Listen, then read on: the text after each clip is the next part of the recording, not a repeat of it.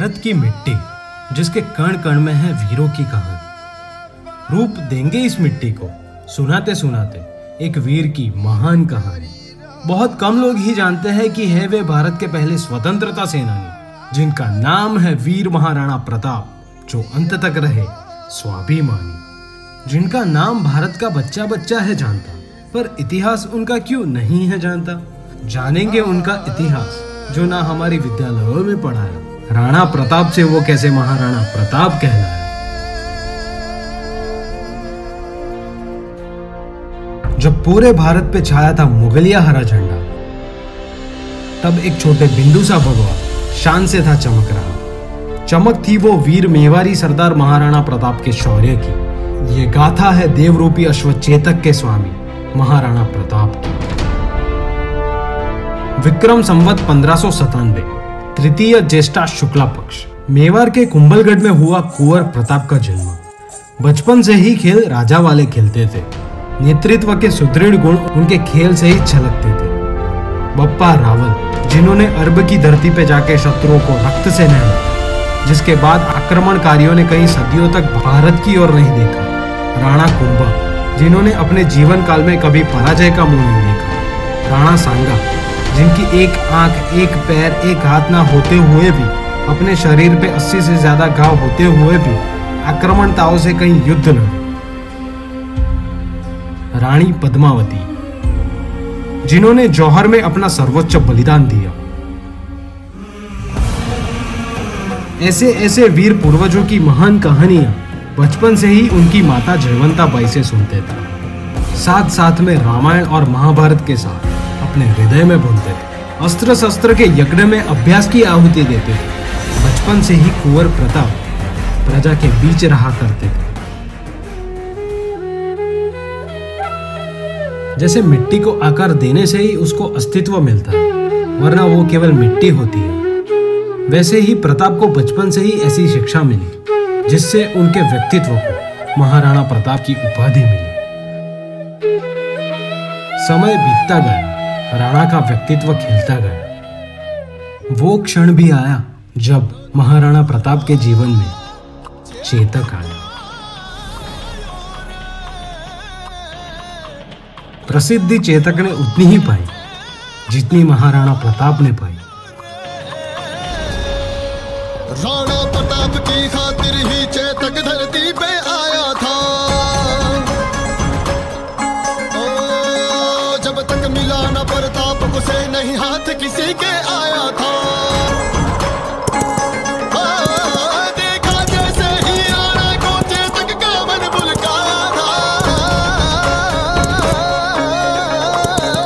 देखा जैसे ही राणा को चेतक का मन बुलकाया था। और फिर प्रताप को पाने को सब कुछ करके दिखलाया था।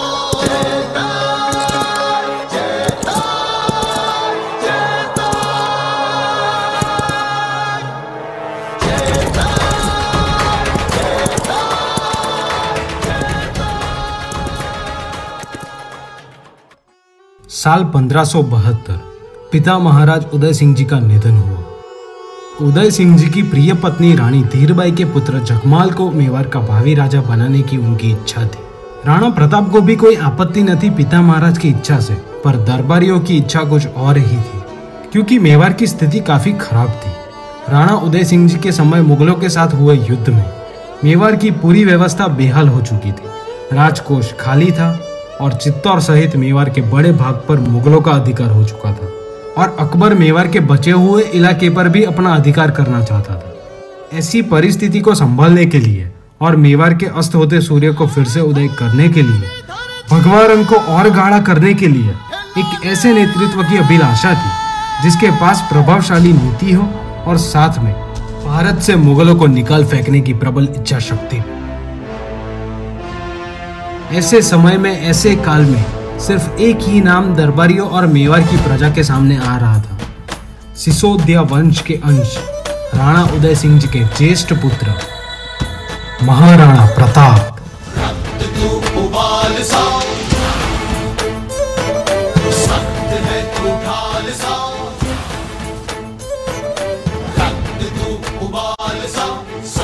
है तू ढाल सा।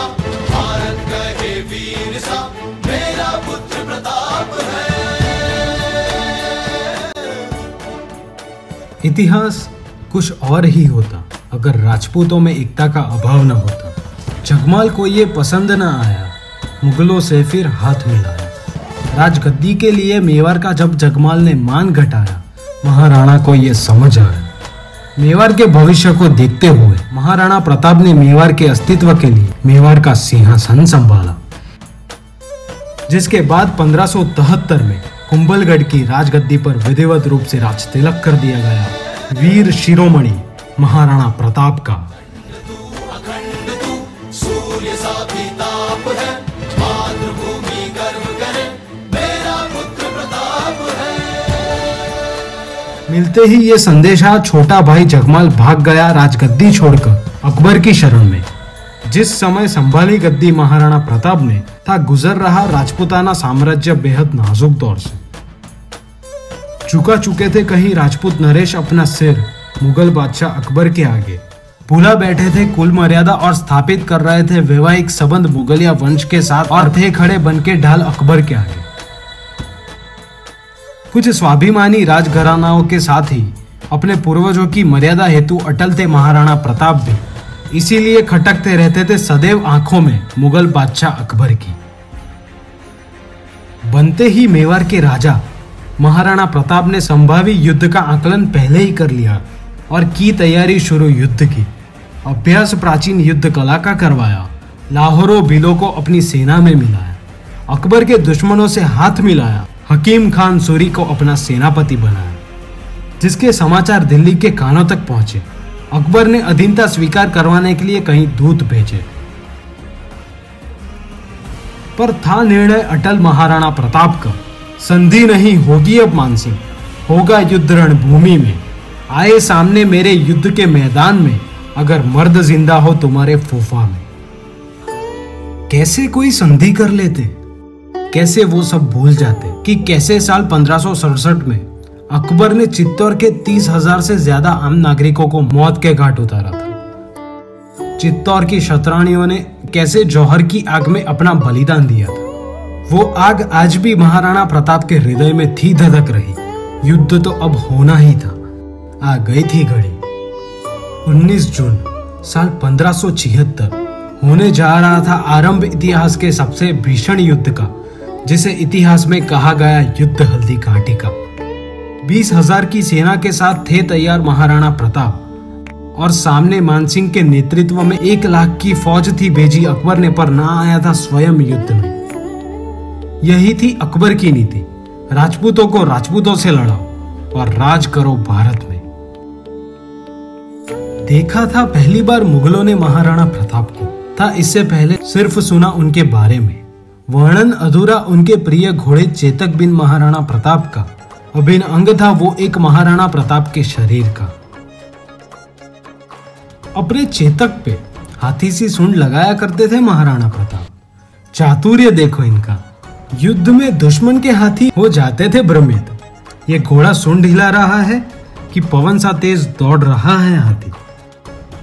7.5 फीट की ऊंचाई, 110 किलो का वजन, उठाते थे भाला 80 किलो का, कवच पहनते थे 71 किलो का, एक मयान में 2 तलवार, संग पीठ पे ढाल जो था 56 किलो का। सोचो कैसा होगा वो अश्व चेतक जो दौड़ता होगा उठा के वजन 317 किलो का।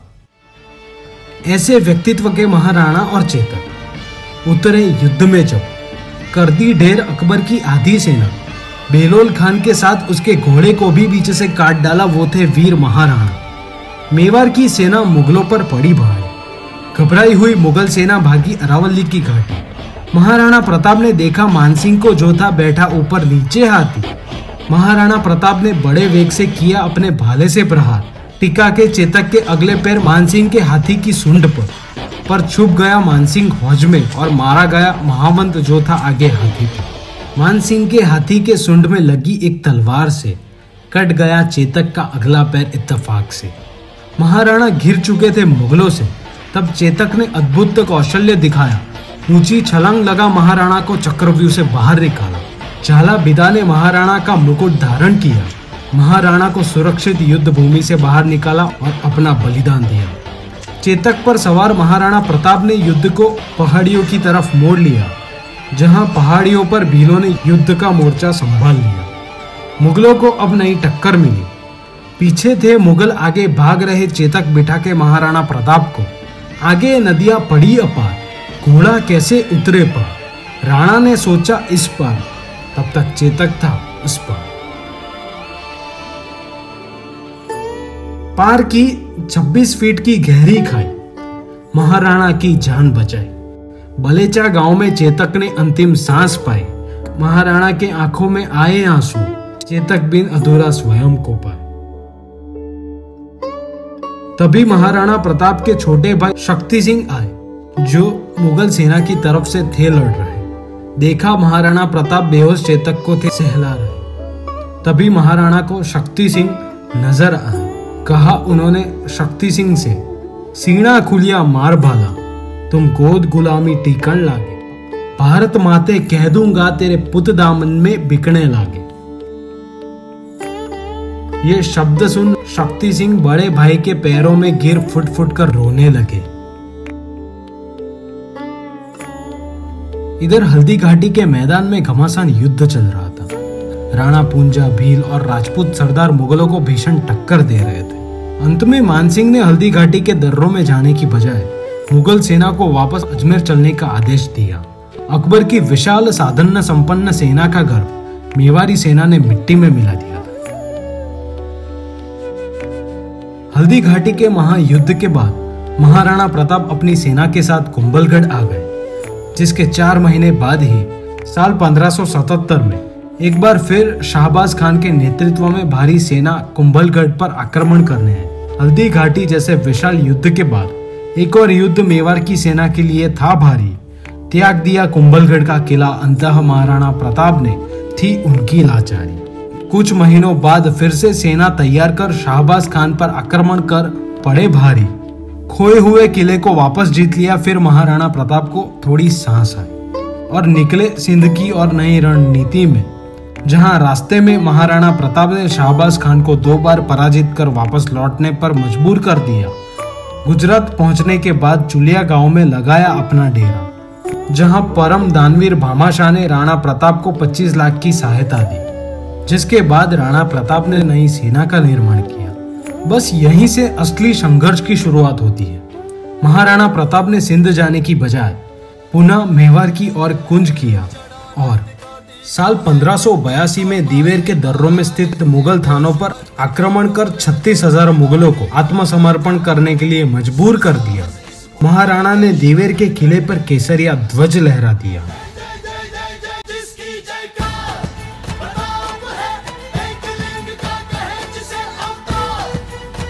साल 1584 में महाराणा प्रताप के पुत्र अमर सिंह ने कमलबीर के मुगल अधिकारी अब्दुल्ला को कई टुकड़ों में काट दिया। इन ही लगातार जीतों के बाद 1585 में महाराणा प्रताप ने चावंड को जीत लिया, जहां महाराणा प्रताप के व्यक्तित्व के नए रूप देखने को मिले। महाराणा के कला प्रेम के चावंड में कई अवशेष मिले। मां चामुंडा का भव्य मंदिर बनवाया, चावंड नगरी बसाकर अपनी राजधानी बनाया, जिसके बाद मुगलों के 32 किलों को लगातार जीतकर अकबर की नींद हराम कर दी। मानसिंह से उसके देशद्रोह का बदला लेने के लिए आमेर के मालपुरा पर आक्रमण कर दिया। महाराणा प्रताप का पूरा जीवन अकबर के साथ युद्ध में निकला। कुल 9 बार अकबर ने मेवाड़ पर सैन्य अभियान भेजा, पर ना कर पाया मेवाड़ को मुगल साम्राज्य के अधीन। जब तक जिए महाराणा प्रताप मातृभूमि के अधीन।